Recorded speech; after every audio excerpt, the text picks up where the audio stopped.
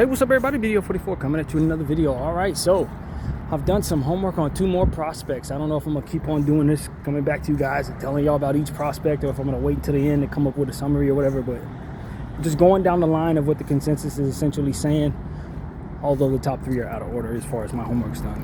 The last 2 players I did homework on were Dybansta and Caleb Wilson. Yesterday I did Dybansta, today I've done Wilson. I'll probably do some more Wilson as well, but kind of just dedicating a day to each and every one of these prospects. And it's fitting that these are the 2 that I'm talking about, because they're kind of similar in some ways. They're both ridiculously athletic. They both have ridiculously long arms, you know, toolsy guys. Dybansta is a monster though. His quick twitch ability, his mid-range game, his 3-point shooting is pretty solid. It's not amazing, but it's more than enough to work with, given how elite he can be in the paint. The way that he moves and covers space, you can see why people consider him the first overall pick, because his floor is basically a high-level starter. His ceiling is Hall of Fame. Dybansta is the absolute truth, as are all 4 of these prospects, if I'm being completely honest with you. Now, there's a clear-cut difference between 3 and 4, but 1, 2, and 3 are kind of together, I guess. So I would say Caleb Wilson is in a tier underneath those other 3, but I think most people would say Dybansta, Peterson, and Boozer are in a tier by themselves.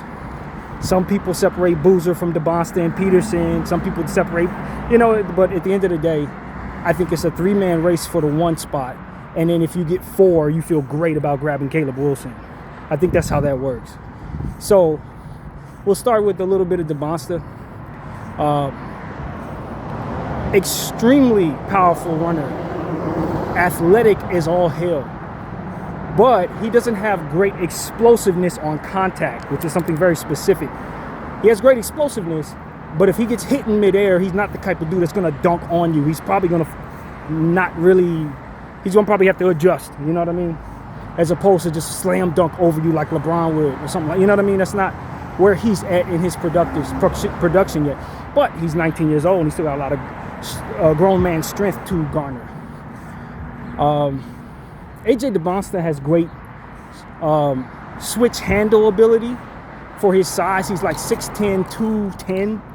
So he's I wouldn't say he's lanky though, but he's not strong of build. He's stronger than he looks. And most of his strength, I would say, is in his ability to dart around on the floor with the basketball in his hands. He has great mechanics, mid-range pull-up stuff. He has some Tracy McGrady to him. But the guy that he reminds me of personally is Giannis, because of how much space he covers with 1 or 2 steps. The way that he strides is not normal. He moves different, as people like to say. You got guys that are really talented that may not have a whole lot of athleticism. You got guys that have athleticism who may not be very wiggly. This is a guy who has all of that. He's elusive. He's extremely gifted as it pertains to footwork, which makes him like an all-world player, because he already has jump out of the gym ability, high efficiency in the paint and mid-range, and pretty good shooting from behind the arc. He has good floor vision. He's not a ball hog or anything like that. He's definitely a fluid player, fits in a lot of situations. Defensively, he has long arms for days, so he can block shots, although his defensive stats, from what I understand, are not as what you would think from a guy who's capable of making as many deflections and stocks as he can.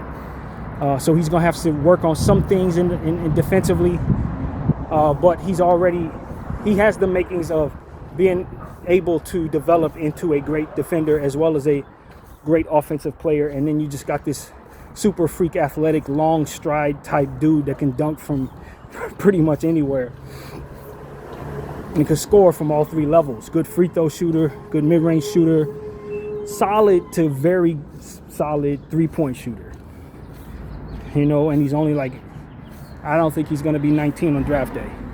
So I think this is a young player, a freshman, with all the talent in the world and just a freakish profile to where he has the super long 7-foot plus wingspan with the 6'10" frame, plays like Tracy McGrady, plays like somewhere with Tracy McGrady mechanics with like Giannis ability to cover the floor quickly with great strides and then ball handling skills that are a bit more advanced than what you would expect from a guy who can jump and run like he does. He doesn't have a low to the ground dribble from what I understand, so the ball handling can improve some. But the mechanics and the balance from the jumper, I mean, he's got all of that stuff already worked into the package. He can already fade away and do all these different awesome jump shot package techniques and stuff like that. So this is a true superstar build, basically. True superstar build. Out of BYU, he went to college in Utah. I don't know if he's actually from Utah or not, but he spent a lot of time in Utah, and Utah is in a position to potentially be able to draft him with the first pick. So that would be a good situation for him. He would fit great next to Ace Bailey and everything else they got in Utah. Those building blocks in Utah suddenly start looking a little OKC-ish if they get Dybansta, to be honest with you.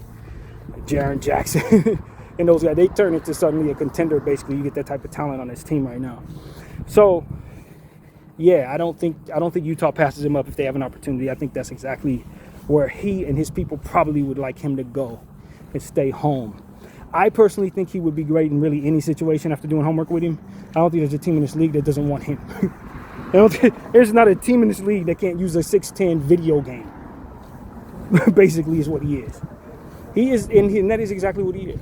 You know, when you talk about a guy you want to use in 2K, he's going to be the guy that you're probably going to spam all day long and just try to get 100 points with him, because you can continue to dunk over and over and over again with him in mid-range and three-point shooting. I mean, he's a video game, man. He is built for the NBA. He's made to play NBA ball.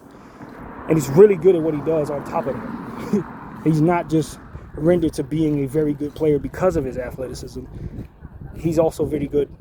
Even if he were like a regular body player, he'd probably still be pretty good. So, yeah, AJ Dybansta, very, very high-level prospect, generational type guy, to be honest with you. As many people look at Cooper Flag, I think this guy might be a little more advanced than Cooper is, to be honest with you. He might be a little higher of a prospect potentially than Cooper Flag, which could be really interesting if Dallas gets the first overall pick. I don't know if they take him because I think they may need Peterson a little more. But the idea that you compare Dybansta, now that I know what Dybansta is, with Cooper Flag, probably I can find a guard somewhere else, if I'm being honest with you. And so now that I've done homework on all three of those top guys, I think Dybansta is the guy that you feel that can likely help everybody. Some teams need to win really bad. He can help you do that. Some people really need athleticism. He's definitely the answer there. Teams that need to start over, he's a great piece to start over because he's probably got to do more developing than the other two. But if you have a win now situation, say like Atlanta, he fits perfectly, and with his natural ability, he's going to immediately become your best player. You know, Indiana, once Halliburton comes back, that's an amazing lob threat and superstar talent to put next to Halliburton. You can see them winning championships together. That's how talented Dybansta actually is. So there is no situation that Dybansta doesn't fit in. That's why I think ultimately he probably will be the first overall pick. If you end up having him in Golden State, he changes life for Steph Curry immediately. So he's good for all situations. And he can play probably 3 different positions. So based on the NBA and understanding what the NBA loves, coupled with just the awe factor of his game and how easy he's going to be to watch on primetime basketball, you're going to tune in to watch him play for certain. Once you see the type of putback dunks and lob dunks he can do, and just how he can just windmill off of one leg, jumping straight up in the air with windmills. I mean, he's just an extremely gifted NBA athlete, and it's the type of prototype talent that ultimately you want to play $1 billion to over the course of 10 years to play. So as far as I can tell, Dybansta, his floor is NBA starter. Floor, like if he's as worse as he could possibly be, he'll probably be like Shaedon Sharpe from the Portland Trailblazers. That's like his floor. Just an awesome basketball player, man. awesome athlete, and a real safe bet. You feel good that you bring him in, and the only thing you're worried about is the same thing you're worried about with anyone ever, and that's injuries. But as far as trying to fit him in any situation, you fit him in any situation. So, yeah, I get it. I get why everybody's saying, yo, Dybansta should go number 1. And I'm a huge Peterson guy, and I actually believe in Boozer being able to help you win a championship someday or several championships. But when you talk about the NBA and you talk about next level athleticism, why I was so happy about the Lakers getting Adu Thiero, why I'm so gung-ho about the Thompson twins and that kind of thing, why Giannis is so important in this league, that's what Dybansta brings to the table. He's another one of them. He's another one of them, and he's more talented than the Thompson twins. He just is. I don't think he's athletic as Amen. You know, Amen is a little more athletic than him, but Amen doesn't stretch the floor like he does. He don't have the handle this kid does. He's a better player than Amen. So, yeah, Dybansta is going to be pretty easy to slip into any of the NBA teams, and all of them should likely prioritize him over everybody else, if I'm being completely honest with you. Now that I've done homework, that's really where we're at. He's just too NBA star-ish to pass up on. You can't see yourself passing up on him for Peterson, who unfortunately, there are some questions about his health with his leg. There are some questions about his head, and if he's going to be like a Ben Simmons, Kawhi Leonard type. And because that's the case, you have to wonder if you're making a mistake when you pass on Dybansta to take him. So I can totally see Peterson probably being number 2 on most people's boards, if not number 3. And with Boozer, as I've said many times, he has some athletic limitations, some positional limitations, and some defensive limitations that just make it so that you probably don't feel comfortable taking Boozer over Dybansta in most situations. And based on just how surefire a bet Dybansta is going to be, because he's already coming in as probably one of the top 4 athletes in the basketball. And his skills are really, really great. So, yeah, Dybansta's he's a no-brainer, man. I don't think there's a such thing as a player who doesn't have bust potential, because we've seen some great players come out of college and just not make it in the NBA. So I'm not going to sit up here and say that he has no bust potential. But what I can say is what he's able to do should not be considered even bustable. Like, it's impossible for a guy who can do what he does to not come on a basketball floor and be very productive. That's essentially what I'm telling all of y'all. He's going to be extremely productive out the gate. He's going to have fantasy value out the gate. He's going to step in front of somebody starting small forward out the gate. He's going to take over somebody's team as the best player on the team, probably within 2 years, whoever you are. He's coming, he's going to take over your team, unless your name is Giannis, Luka, you know what I mean? Like, if you're not that, he's taking your team. If he goes to Memphis, it's not Josh's team no more, it's AJ's team. Like, that's the type of player this is. So, yeah, and then as far as Caleb Wilson, I didn't talk so much about AJ and have enough time. But Caleb Wilson is also another one of those freakishly long go-go gadget athlete, super long arms, easy to pencil in as an athlete type players. In fact, I can totally see certain teams taking Wilson over Boozer just because you have another one of those super athletes, man.